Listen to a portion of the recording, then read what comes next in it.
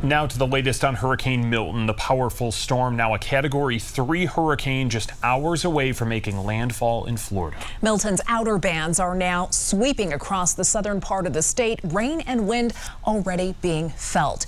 This is a live look from EarthCam showing the conditions right now in Naples. The massive storm expected to bring a record-breaking storm surge of 8 to 12 feet possible for the Tampa Bay and Fort Myers areas. The storm's outer bands spawning several tornadoes across the state. Security cameras capturing the moment one blew by a house in Fort Myers, down trees and power lines, now just littering that area, an ominous sign of what could come.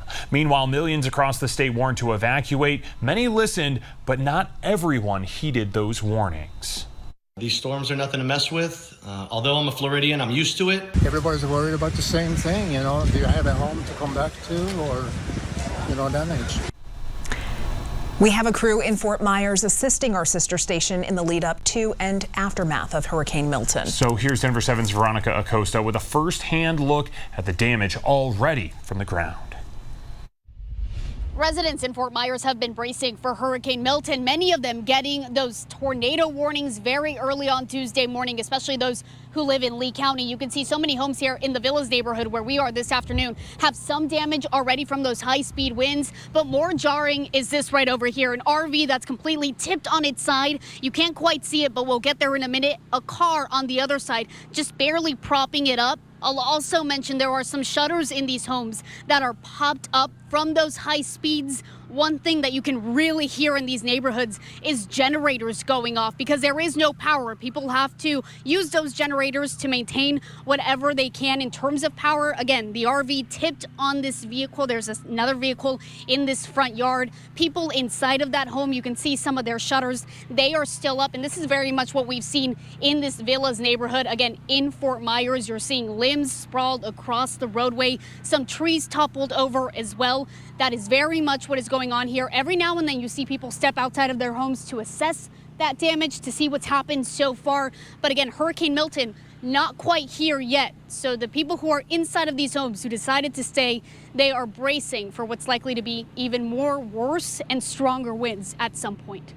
In Fort Myers, I'm Veronica Acosta, Denver 7. I mean, it's unbelievable what we're already seeing, and the storm has not exactly hit yet. Let's bring in meteorologist Danielle Grant with a closer look at Milton's path. And Danielle, Milton downgraded to a Cat 3, but this is still just a massive storm. It certainly is. It is going to do catastrophic damage across the coastline of Florida.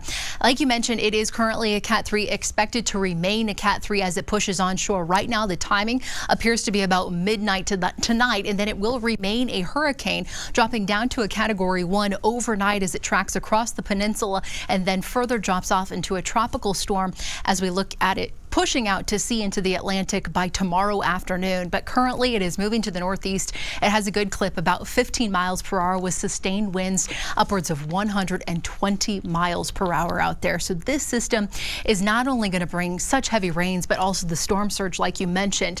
My one concern is, the storm surge already looking anywhere between 10 to 15 feet. On top of that, we could see high tide as well. So that just means those water levels are going to be even higher. You add on to the flooding that's also going to be possible across central, northern Florida, all the way out toward beach. Some areas easily picking up 12 inches. As we look ahead toward this evening here in Colorado, quiet, calm. I do have another day with 80-degree heat coming our way, but a cold front is coming. It will feel more like fall. I'll break down Colorado's forecast for you guys coming up in a few minutes. We'll check in just a bit, Danielle. Thank you. We're continuing to follow Milton's path on air and online as Florida braces for it to make landfall.